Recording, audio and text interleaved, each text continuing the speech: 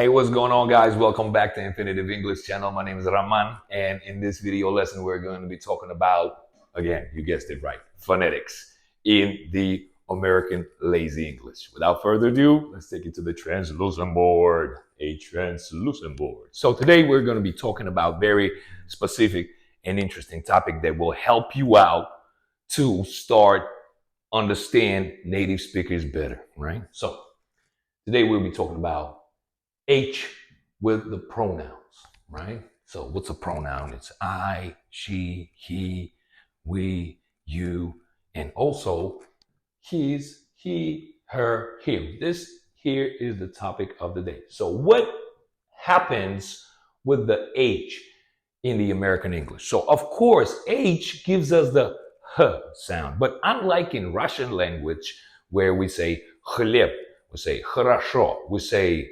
хватит. It's more like, you know, it's more in your throat and it's aspirated like. In the American English, well, in English in general, but specifically in the American English, it's not the case. So of course there are certain h sounds like in words like home, how, and it's just you hear this here again.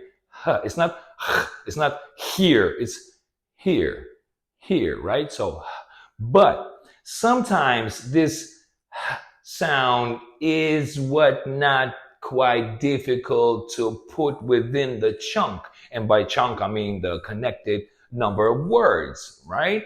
And thus, as with the other reductions, such as gonna, wanna, shoulda, woulda, coulda, and you know, stuff like that, the sounds, they whether reduced or just dropped. So in this case, with the H, it's just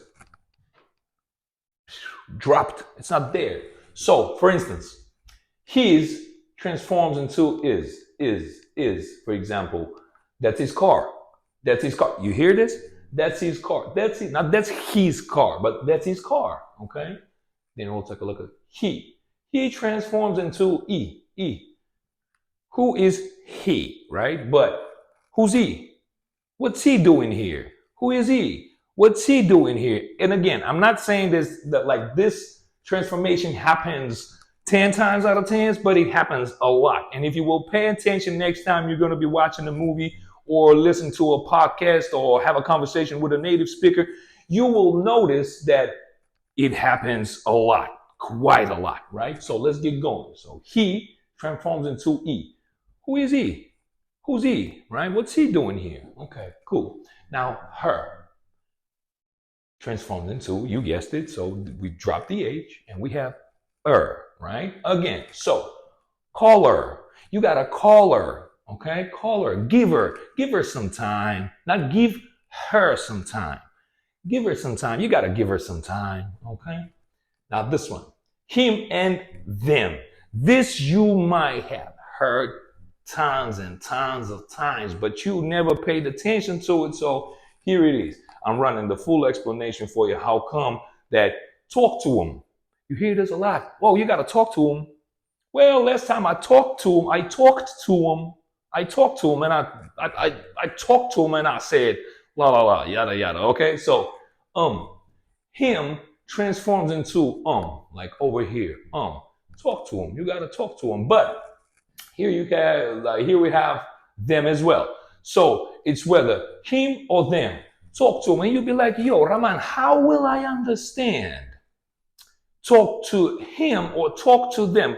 Duh, out of the context. It's so easy. So it's way much easier to understand it when you know the context. Like, for example, you won't go wrong about, like, if you will follow the context line. And for example, like, oh, I will talk to him.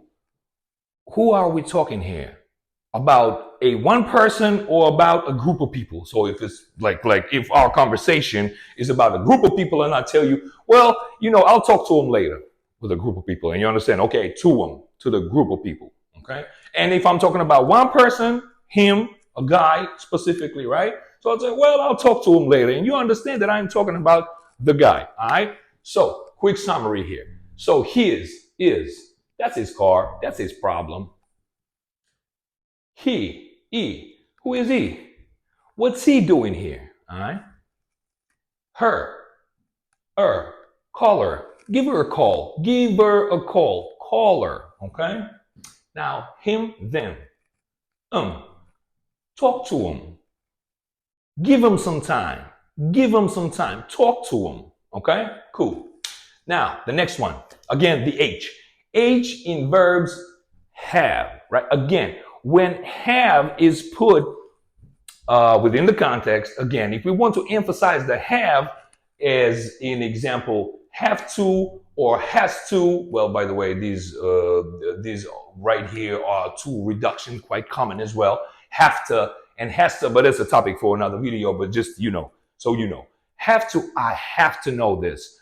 I have to let it go, okay? So I will emphasize the H, letter H, that gives us the H sound. But again, it's not have to, it's not has to, okay? It's an easy and slight aspiration, right? Has to, have to, but it's there. But sometimes, like in this previous example, the H's are just dropped, right? So we have, because I say we have, you see, I emphasize that.